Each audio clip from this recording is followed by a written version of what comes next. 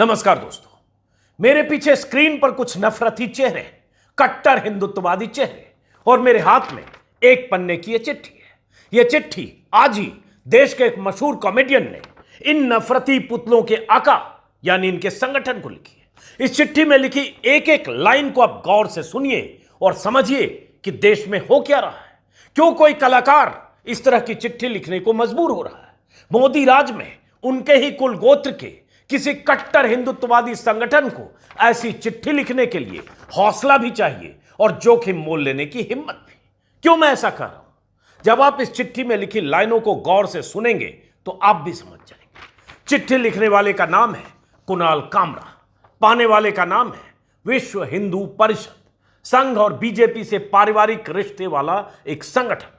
जिस letter head पर चिट्ठी लिखी गई है उसके ऊपर लिखा है सो कॉल्ड कॉमेडियन। अब आगे चिट्ठी के मजमून को सुनिए।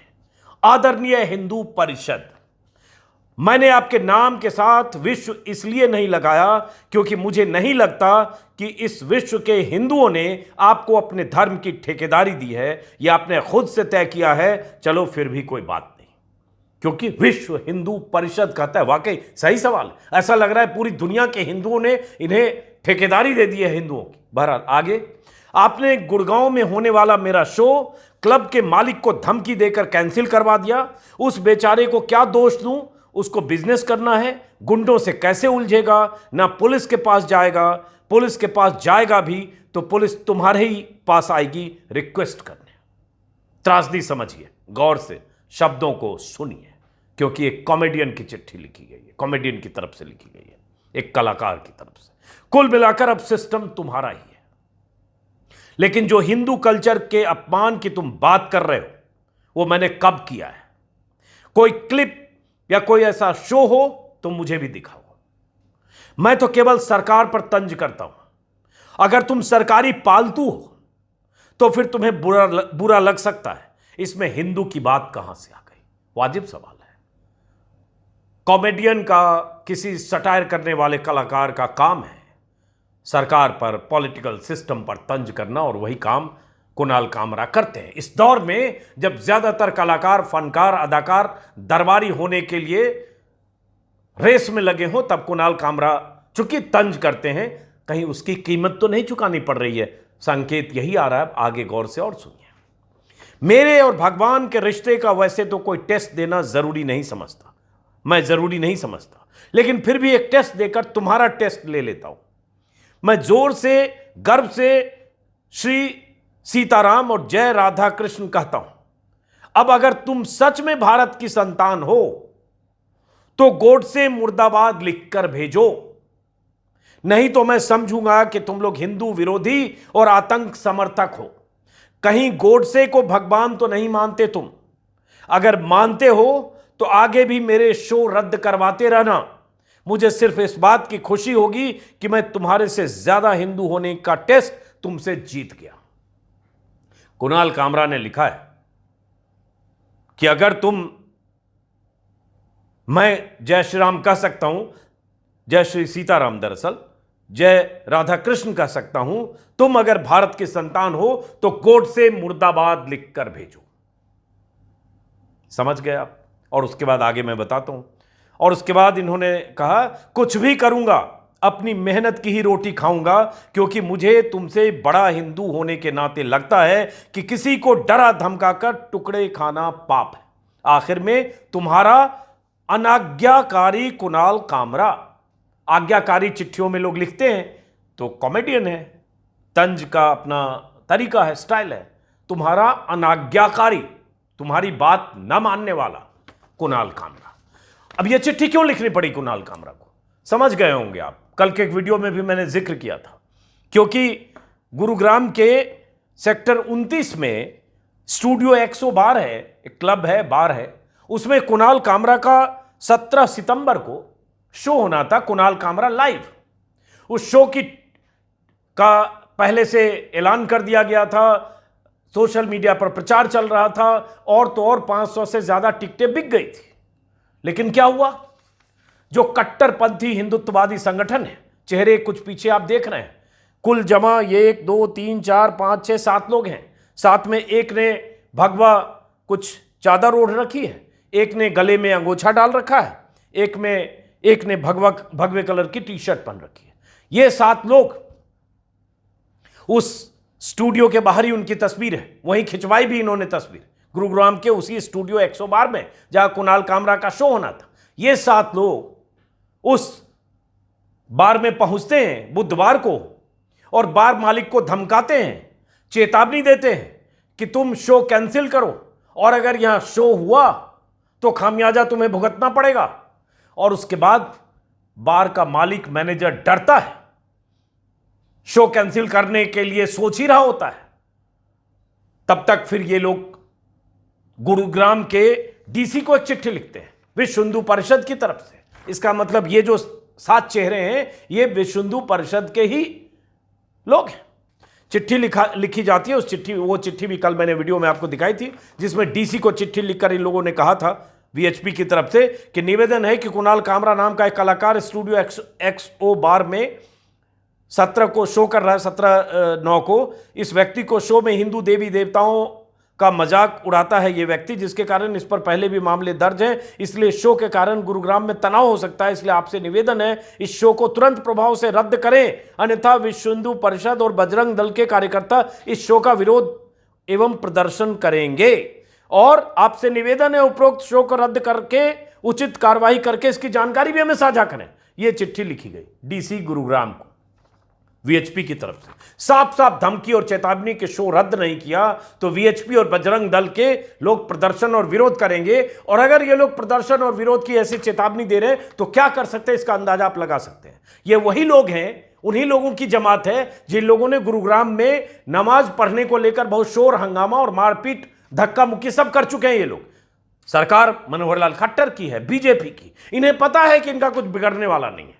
तो एक तो चिट्ठी और उसके पहले उसी बार में जाकर धमकाना और बार के बाहर पूरा ग्रुप फोटो करवाना, और ये फोटो भी सार्वजनिक तौर पर सोशल मीडिया पर उपलब्ध है। जरा देखिए कि कितनी अकड़ है, कितनी हनक है, सब कुछ डंके की चोट पर है, खुला खेल है कि हम शो नहीं होने देंगे क्योंकि तुमने मजाक उड़ाया। वही कुणाल कामरा ने साफ साफ पूछा है कि तुम वो वीडियो क्लिप दे दो जिसमें मैंने देवी देवताओं का मजाक उड़ाया, हिंदू कल्चर का अपमान किया, जो तुम कह रहे हो। मैं केवल सरकार पर तंज करता हूं। और कुणाल कामरा अगर सरकार पर तंज करते हैं तो ये भी पूछ रहे हैं कि तुम सरकारी पालतू हो तो तुम्हें बुरा लगेगा। मुझे पता है इसका जवाब वीएचपी की तरफ से शायद ना आए, लेकिन इसमें एक बड़ा सवाल यह भी उठाया गया कि क्या तुम गोडसे मुर्दाबाद कह सकते हो। आपको पता होगा कि गोडसे पूजक कौन लोग हैं इस देश में, और हर साल गांधी की पुण्यतिथि पर, गांधी जयंती पर हजारों लोग गोडसे जिंदाबाद का हैशटैग ट्रेंड कराते हैं, टॉप ट्रेंडिंग में आ जाता है। गोडसे की मूर्तियां हैं, ग्वालियर में मंदिर है, और गोडसे जिंदाबाद का नारा लगाने वाले लोग सत्ताधारी दल के सांसद हैं। साध्वी प्रज्ञा सिंह ठाकुर का नाम तो आपने सुना ही होगा। उनके लिए गांधी के मुकाबले गोडसे ज्यादा देशभक्त है। गोडसे को लेकर जो प्रज्ञा ठाकुर बयान देती रही, प्रधानमंत्री ने जब एक बार चुनाव हो रहा था तो प्रधानमंत्री से जब पूछा गया कि गोडसे जिंदाबाद या गोडसे को लेकर ऐसी बातें कहती हैं प्रज्ञा ठाकुर 2019 के चुनाव के पहले, तो प्रधानमंत्री मोदी ने कहा कि यह गलत है, घृणित है, मैं विकृति है, मैं उन्हें मन से कभी माफ नहीं कर पाऊंगा। मन से माफ करना क्या होता है पता नहीं। प्रज्ञा ठाकुर आज की तारीख में सांसद हैं और उसके बाद भी गाहे बगाहे उसी तरह के बयान आते हैं, लेकिन अकेले प्रज्ञा ठाकुर नहीं है। बीजेपी में ऐसे सांसदों की लंबी लिस्ट है जो गांधी के बारे में वही राय रखते हैं जो गोडसे रखता था, और उनके लिए गांधी के मुकाबले, गांधी के बरक्स गोडसे उनके ज्यादा प्रिय है। तो ये तो सीधा पूछा है कि तुम गोडसे मुर्दाबाद कहो। और एक टीवी शो में कुछ दिन पहले, 3-4 साल पहले, 2 साल पहले की बात है, वायरल भी हुआ था कि बीजेपी के एक प्रवक्ता को कन्हैया कुमार कह रहा है कि मैं नक्सलवाद मुर्दाबाद और ये सब मैं कह दूंगा, लेकिन तुम कहो पहले कि तुम गोडसे मुर्दाबाद एक बार कहो। नहीं कह पाया, नहीं कह पाए।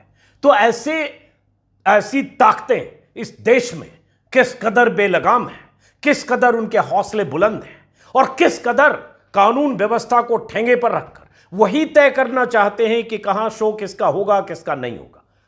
उन्हीं ताकतों के ये चंद नुमाइंदे हैं, और इन नुमाइंदों की हैसियत देखिए, गिनती में भले 7 है, लेकिन इनका खौफ कहें, इनका डर कहें, या सत्ता से मिली हुई सरपरस्ती की वजह से इनकी हनक कहें कि एक बड़े क्लब बार जिसकी प्रतिष्ठा है, सैकड़ों लोग वहां जाते हैं वीकेंड पर, वो कैंसिल कर देता है शो। और उस मैनेजर का स्टेटमेंट कल के वीडियो में मैंने आपको दिखाया था, जिसमें वो मैनेजर कह रहा है कि हम किसी तरह का जोखिम मोल लेना नहीं चाहते, हम बिजनेस कर रहे हैं, इसलिए हम कोई भी ऐसी चीज नहीं करना चाहते, और वो शो कैंसिल होता है। और कुणाल कामरा का शो, ट्विटर पर उन्होंने दिसंबर में खुद जानकारी दी थी कि दिसंबर, पिछले 8 महीने पहले तक कुणाल कामरा का शो 101 शो कैंसिल हुआ है बीते सालों में। 101। कोई कलाकार जो अपनी अदा से, अपनी अदाकारी से, अपने जो भी उसका फन है, उसके दम पर अगर कोई लोगों का मनोरंजन करता है, शोज करता है, आप उसको भी नहीं करने देंगे, तो ये तानाशाही नहीं है तो क्या है? ये कौन सा देश हम बना रहे हैं? ये अभिव्यक्ति की आजादी के खिलाफ ये ऐसे गुर्गे टाइप के लोग कहीं भी जाकर किसी क्लब में किसी को धमकी देकर कोई शो बंद कराएंगे। बेंगलुरु में भी पहले हो चुका है, कुणाल कामरा का भी शो बंद हुआ और भी कॉमेडियन के शो बंद हुए। हैदराबाद का वाकया आप जानते हैं।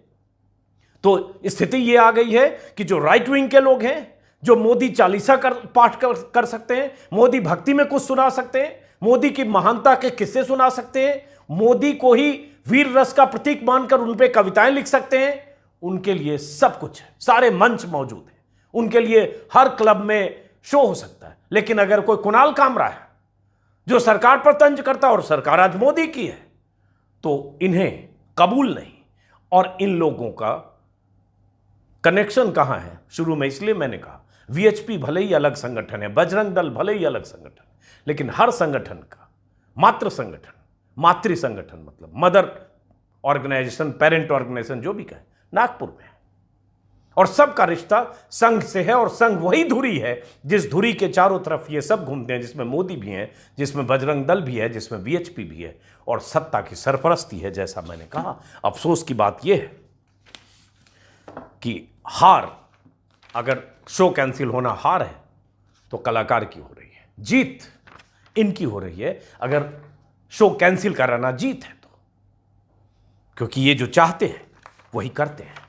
बहरहाल इस वीडियो को खत्म करते हैं। और कुणाल, आपको सलाम है, आपने आज के दौर में ऐसी चिट्ठी लिखकर भी जोखिम मोल लिया है, लेकिन फिर भी इतिहास में सब याद रखा जाता है। उन्हें भी याद रखा जाएगा जो लेटते लोटते हुए मोदी जी की शान में कसीदे पढ़ते हुए, कविताएं सुनाते हुए, हिंदू मुसलमान के इस नैरेटिव में नफरत की खाई को चौड़ी करते हुए, एक धर्म को टारगेट करते हुए लिख रहे हैं, बोल रहे हैं, पढ़ रहे हैं, सुना रहे हैं।